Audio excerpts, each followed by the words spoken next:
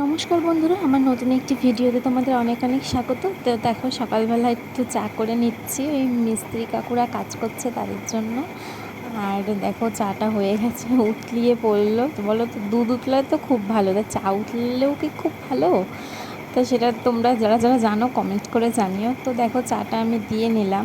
তারপরে হাজব্যান্ডের জন্য বানিয়েছি, যেহেতু মঙ্গলবার, কালো জিরে কাঁচা লঙ্কা দিয়ে কুমড়ো আলুর চচ্চড়ি আর রুটি।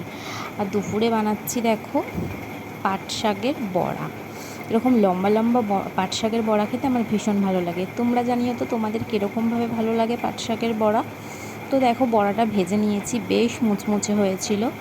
আর আর রান্না করেছি দেখো সোয়াবিন আলু দিয়ে তরকারি আর পাট শাকের বড়া, এটুকুই করেছিলাম আজকে। আর তারপরে দেখো খাওয়া দাওয়া কমপ্লিট হয়ে গেছে। দুপুর প্রচণ্ড রোদ, তো মিস্ত্রি কাকুদের জন্য একটু গ্লুকন ডি গুলিয়ে দিলাম।